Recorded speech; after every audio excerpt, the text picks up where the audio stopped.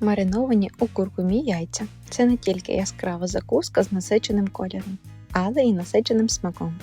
Куркума надає білку приємного сонячного відтінку, а маринад – пікантності. Якщо ти шукаєш саме це, тоді дивися рецепт. Перед тим, як покласти варити яйця, легенько вдаряю кожне яйце зверху ложкою.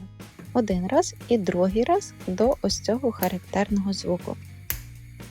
Це допоможе навіть домашні яйця гарно очистити.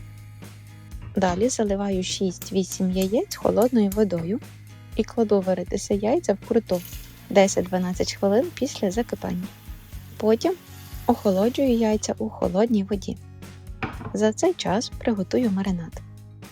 У кастрюлю наливаю 1 літру води, додаю 2-3 столові ложки куркуми, 1 чайна ложка солі, 1 чайна ложка цукру. Це за бажанням для балансу смаку. І також спеції за бажанням. Лавровий лист, перець горошком, часник. І усе перемішати. Кладу маринад на плиту і доведу до кипіння. Потім потрібно проварити його 2-3 хвилини, щоб куркума віддала свій колір. Потім вимикаю вогонь і додаю оцет 9% 50-100 мл, теж за смаком.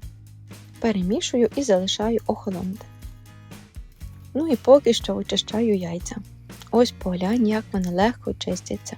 Якщо чесно, у мене завжди були проблеми з очищенням саме домашніх яєць. Але лайфхак, який я показувала на початку, справді працює. Ось поглянь, як усе просто. Далі важливий нюанс. Якщо у тебе мало часу і ти поспішаєш, тоді можеш залити яйця гарячим маринадом на 15-30 хвилин для отримання яскравого жовтого кольору. Але це зменшить термін зберігання цих яєць.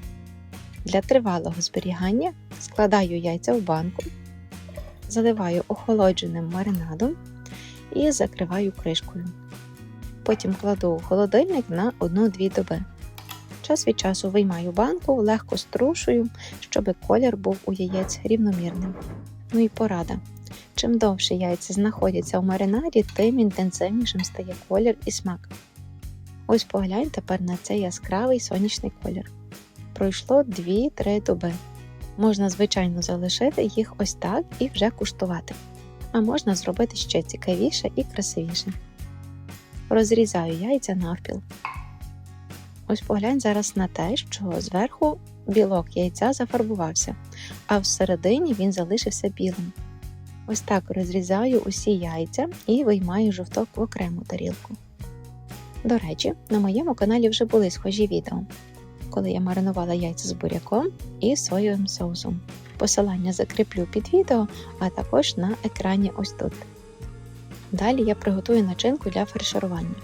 До жовтків додаю натерті крабові палички, будь-яку зелень, майонез, часник, сіль та перець. Усе змішую виделкою.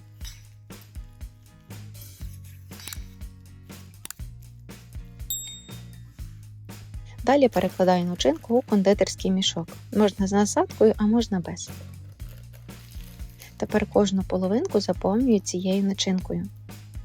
І можна прикрасити їх на тарілці різною зеленню чи їстівними квітами.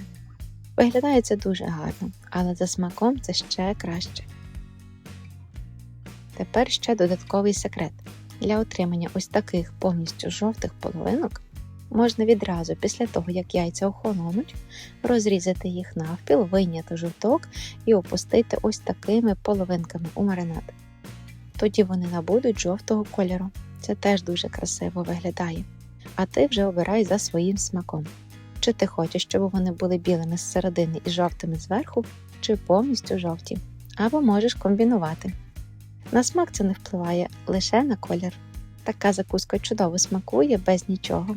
Або ось так з начинкою. Це дуже урізноманітнить і перекрасить твій стіл. Зберігай рецепт і обов'язково спробуй. Смачного!